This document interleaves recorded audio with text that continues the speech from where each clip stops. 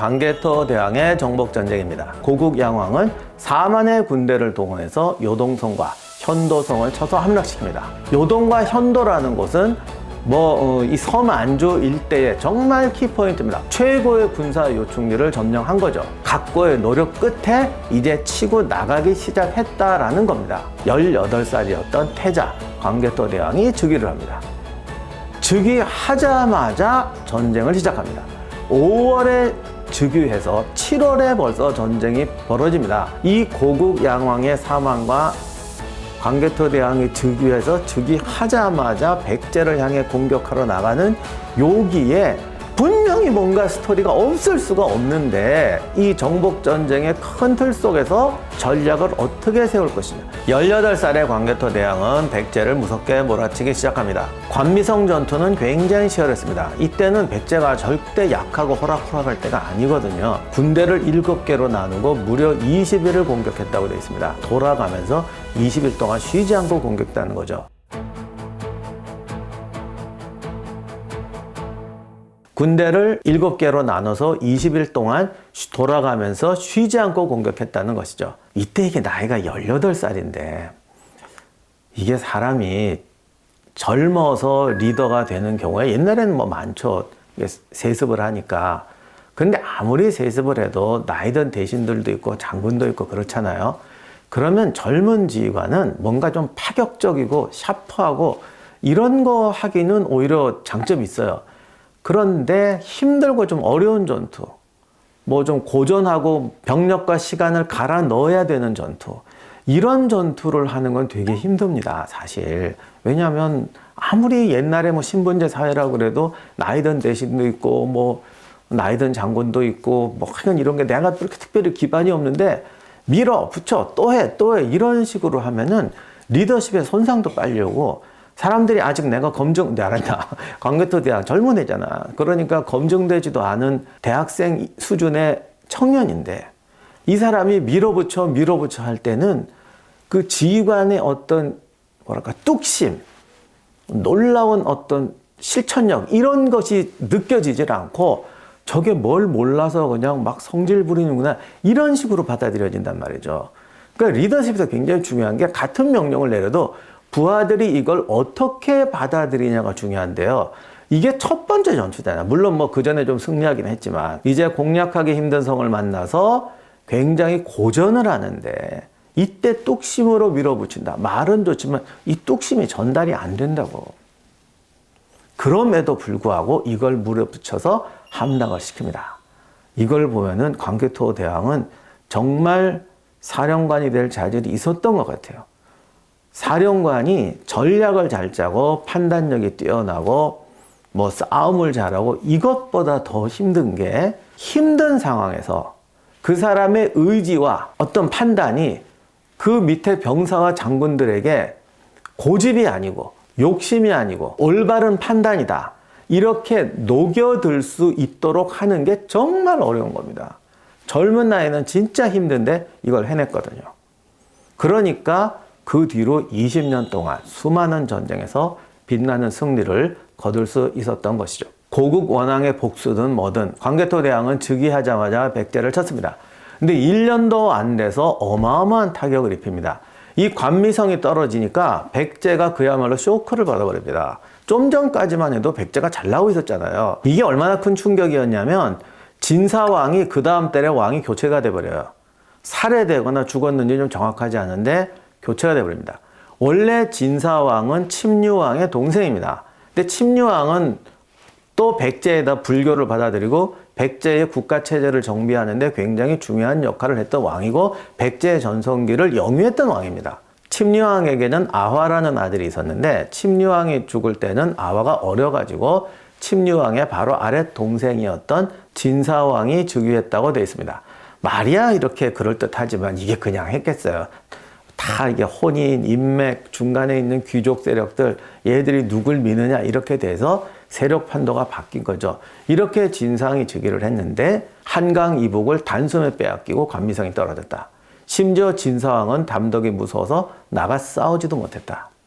이렇게 되니까 즉시 왕위 교체가 일어납니다. 관미성 함락 직후인 다음 달 11월에 진사왕이 물러나고 아화가 아신왕으로 즉위합니다. 근데 이제 여기서 이제 한 가지 재미난 사실이 이때 일본 쪽 기록에서 보면은 뭐 왕을 꾸짖고 어쩌고 저쩌고 해가지고 뭐 일본 애들이 막 주도해가지고 왕을 이렇게 교체했다 뭐 이렇게 돼 있어갖고 우리가 보면 이거 뭐야 이거 그때 마치 백제 조정을 일본 사람들이 좌지우지하는 것처럼 이렇게 설명해 놨는데 항상 옛날 기록은 어떤 한 가지만 설명하는 경우가 많기 때문에 이거를 완전히 무시할 필요도 없지만 이걸 또 무슨 우리가 백제가 속국이었어 이렇게 받아들일 필요도 없어요.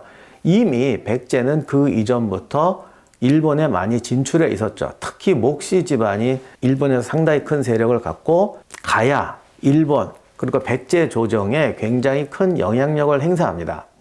그래서 아마 이 목시 집안 계열들이 이게 다 이렇게 귀족들이 뭐 센 집안이 몇 집안 안 되니까 이 역학관계 속에서 중요한 역할을 하면서 진상을 몰아내고 아신왕을 세우는데 크게 기여한 것이 아니냐 이렇게 보고 있죠. 실제로 이제 백제가 한강 이북을 빼앗겼으니까 어디서 원군이 와야 될 거 아닙니까? 그래서 아신왕은 즉위하자마자 외하고 상당히 교류를 하면서 이제 그쪽의 지원을 받습니다. 물론 이게 지금 우리가 생각하는 일본이 아니고 그 당시 일본은 그렇게 전국적으로 통일할 만한 그런 국력도 없었어요. 그러니까 이것은 일본에 있는 백제계와 좀 더 포괄적으로 생각하면 또 그 일본에 있는 백제 세력들이 또 친하게 지내는 뭐 동맹 관계에 있는 세력들이 있었을 거 아니에요? 아마도 그런 사람들의 지원을 받으면서 고구려의 남침을 막아내려고 노력했던 것 같습니다. 그런데 관미성을 함락시키자마자 광개토 대왕이 바빠집니다. 바로 군대를 돌려서 거란을 칩니다. 요거는 이제 기록에 따라 좀 왔다 갔다 하는데 거란을 먼저 치고 다음 해에 관미성을 쳤을 수도 있고 관미성을 치고 그 다음에 거란으로 갔을 수도 있어요. 이게 연대 때문에 조금 순서가 애매한데 거란을 쳤을 때는 놀랍게도 거기에 있던 10,000명의 고구려 사람을 또 데리고 돌아왔다고 되어 있습니다. 그럼 이것도 뭐냐? 여러 가지 해석이 가능하죠. 그 이전에 무슨 일이 있어가지고 거란이 침입해서 고구려 백성 1만 명을 잡아갔거나 그 정도 주민이 사는 지역을 점령했을 수도 있어요.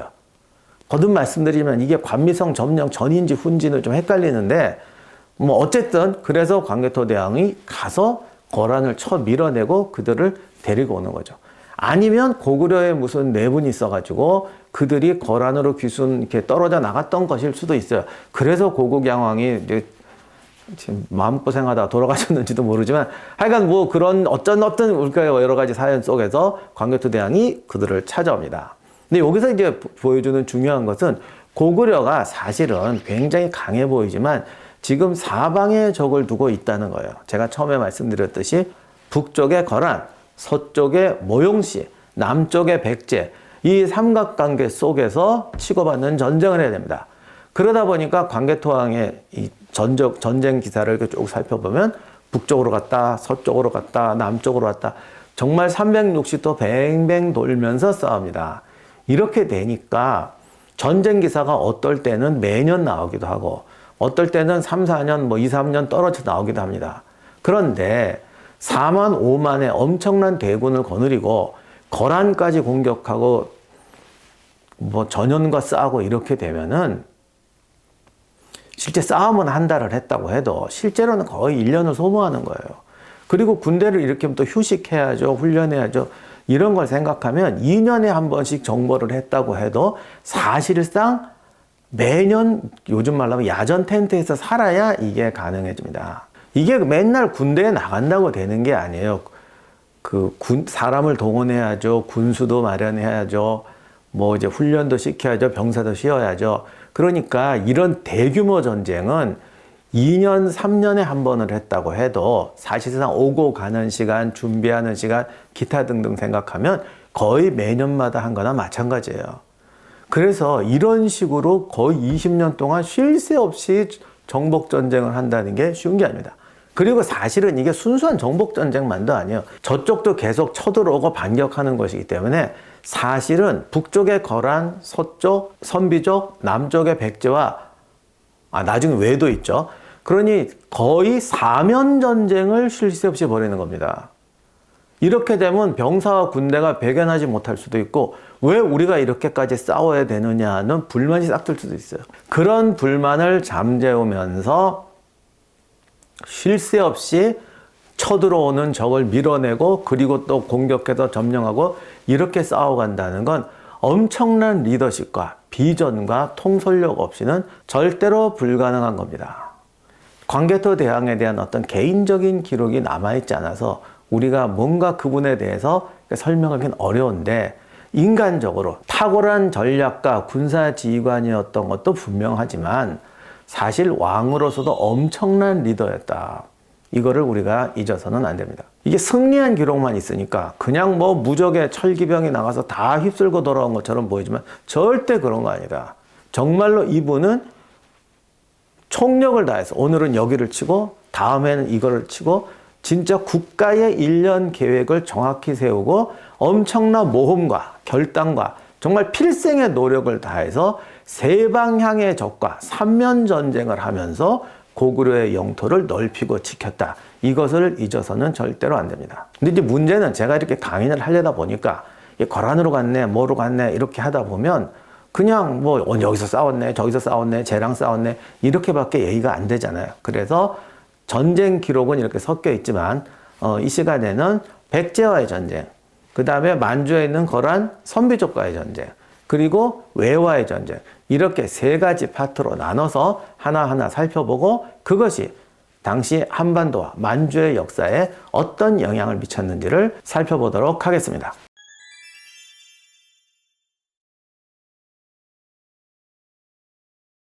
자, 그러면 먼저 백제와의 전쟁부터 살펴볼게요. 392년에 관미성 패전의 책임을 지고 진서왕이 폐위되죠. 그러면 아신왕이 즉위해요. 근데 이때만 해도 백제가 아직 힘이 있었던 것 같아요. 그래서 바로 반격을 시작합니다. 그래서 393년에 백제군이 올라갔는데 또 광개토왕이 친정을 해 직접 나와서 기병 5천을 거느리고 와서 백제군을 격파합니다. 이때 이제 기병 5천이면 기병 5천 명만 데려왔다는 건 절대로 아닙니다. 보병까지 생각하면 거의 2만의 대군을 동원해서 백제군을 격파한 거죠. 그러니까 백제도 대단한 거예요. 한 번 패배했지만 저력을 발해서 올라갔습니다. 패배했어요. 그 다음에 다시 패수, 아마 임진강, 청천강 지역까지도 올라왔던 것 같은데 이거를 또 광개토왕이 무려 7천으로 백제군을 격파하는데 8천을 죽였다고 되어 있습니다. 고구려군이 7천인데 백제군 8천을 죽였다. 엄청난 거죠. 이 패수가 임진강이냐 대동강이냐 말이 많은데 만약 대동강이라고 그러면 백제군이 놀라운 반격을 한 거예요. 그러니까 이거는 아마도 광개토 대왕이 북쪽으로 갔다 남쪽으로 내려왔다 막 이러니까 고구려도 사실은 진짜 힘든 전쟁을 하고 있는 거예요. 제가 거듭 말씀드리지만 광개토 대왕이 무적의 군대를 이끌고 그냥 무인지대를 휩쓸듯이 막 정복했다. 이거 절대 아니에요. 전쟁사에서 양면 전쟁도 힘든 건데 정말 원을 그리면서 사방의 적과 싸우는 전투를 벌이고 있었던 겁니다. 그러니까 394년에 그동안 2번이나 패했던 백제군이 패수까지 올라갈 수 있었던 것이고 광개토 대왕이 7천의 병력을 거느리고 맞서 싸워서 8천을 죽였다는 것은 최소한 백제군이 2, 3만은 넘었다는 얘기 아니야.